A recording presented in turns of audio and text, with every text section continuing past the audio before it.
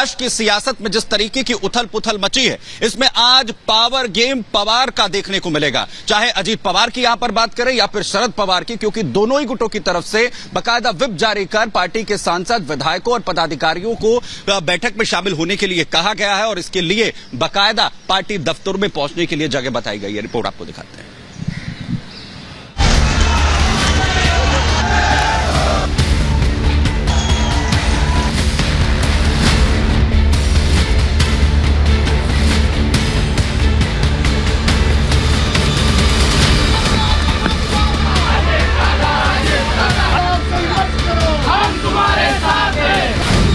NCP में छिड़ी वर्चस्व की जंग।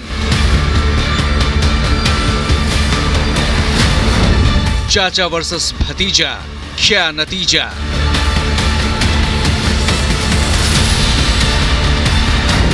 जंग जोरदार, नतीजे का इंतजार। अहम बैठक आज, दुनिया देखेगी दम।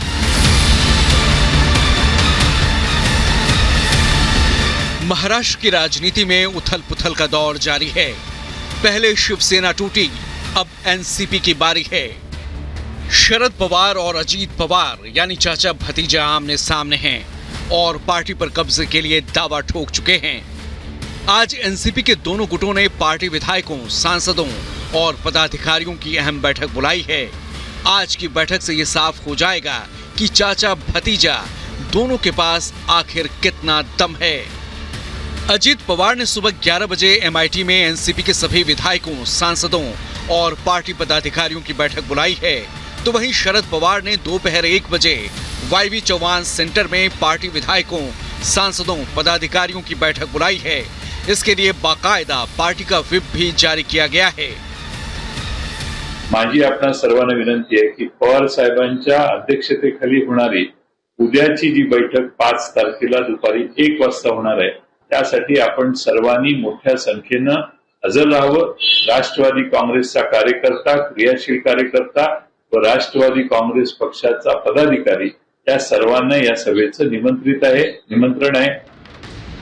अजीत पवार के अपने समर्थक 9 विधायकों के साथ मंत्री पद की शपथ लेने के बाद एनसीपी में वर्चस्व की जंग जबरदस्त तरीके से छिड़ चुकी है। शरद पवार जहां एक वक्त की रोटी खाकर पार्टी को दोबारा खड़ी करने की बात कर रहे हैं, तो वहीं अजीत पवार अपने गुट को ही असली एनसीपी बता रहे हैं और 40 से ज्यादा विधायकों के समर्थन का दावा कर रहे हैं। शरद पवार गुट का कहना है कि 9 विधायकों को छोड़कर बाकी सारे विधायक शरद पवार के साथ हैं। अब तक मची सियासी खींचतान में शरद पवार गुट ने प्रफुल्ल पटेल को एनसीपी से हटा दिया है, तो वहीं अजीत पवार के गुट ने जयंत पाटिल को उनके पद से हटा दिया है। सुनील तटकरे को भी निकाला गया है। सुनील तटकरे को महाराष्ट्र एनसीपी का प्रमुख बनाया गया है। 9 विधायकों को अयोग्य घोषित करने की सिफारिश की गई है। पार्टी के नाम और निशान पर अजीत पवार ने दावा ठोका है। स्पीकर के पास शरद गुट ने चिट्ठी लिखी है और अजीत गुट ने खुद को असली एनसीपी बताया है। पार्टी के बहुसंख्यक आमदार और पार्टी के वरिष्ठ नेता और पार्टी के जन सामान्य कार्यकर्ताओं की इच्छा का वो आदर करे और जो भी कुछ अभी ये एक प्रकार से हमारे हिसाब से कोई बात नहीं है, मगर एक प्रकार से जो एक चित्र जो नजर आ रहा है ये समाप्त हो जाए और उनका आशीर्वाद हम पर, सब पर और पूरी पार्टी के ऊपर हमेशा बना रहे। पार्टी मतलब शरद पवार, पार्टी कोई दूसरे की नहीं है। पार्टी मतलब शरद पवार, वो घड़ी मतलब शरद पवार, वो झंडा मतलब शरद पवार, वो जिसके साथ है उसके साथ पार्टी है। तो शरद पवार उनके साथ नहीं है, शरद पवार ने स्पष्ट बोल दिया है। जाहिर है नाम और निशान की ये लड़ाई अभी लंबी चलने वाली है। आज की बैठक ये स्पष्ट संकेत दे देगी कि शरद पवार का पावर अब भी बरकरार है या अजीत पवार ने चाचा को मात दे दी है। एनसीपी में उथल पुथल का असर अब महाविकास अघाड़ी पर भी साफ दिखाई दे रहा है, जिसके अस्तित्व पर भी संकट के बादल मंडराने लगे हैं।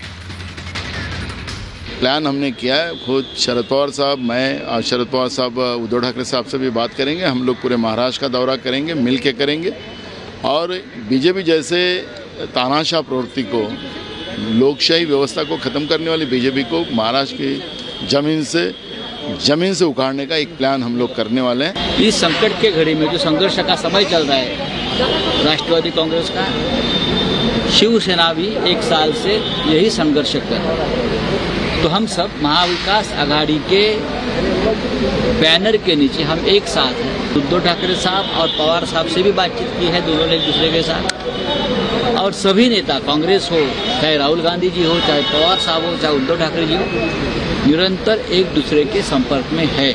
अभी जब एनसीपी ही बीजेपी और हमारे शिवसेना के साथ आ चुकी है, तभी उद्धव ठाकरे, आदित्य ठाकरे, संजय राउत ये सारे बेरोजगार हो गए, सब अनएम्प्लॉयड हो गए। इनको कोई पहचानता ही नहीं है, पूछेगा ही नहीं कोई, क्योंकि इनका सारा अस्तित्व ही पवार साहब के ऊपर था और पवार साहब की ही एनसीपी जब ये आज बीजेपी के साथ आने के बाद आज सारे के सारे राजनीतिक बेरोजगार हो गए। अब देखना होगा कि उद्धव को सीख देने वाले शरद पवार अपनी पार्टी और उसके निशान को बचा पाने में कामयाब हो पाते हैं या नहीं। फिलहाल जहां बीजेपी के पास प्रचंड बहुमत है, तो वहीं विपक्ष अपना कुनबा बचाने की जद्दोजहद करता नजर आ रहा है। Bureau report, Republic Bharat. तो महाराष्ट्र की सियासत में लगातार उथल पुथल मची हुई है और साथ ही साथ एनसीपी में चल रहा है पावर गेम। तो एनसीपी की पावर आखिर किसके पास है, बताएंगे।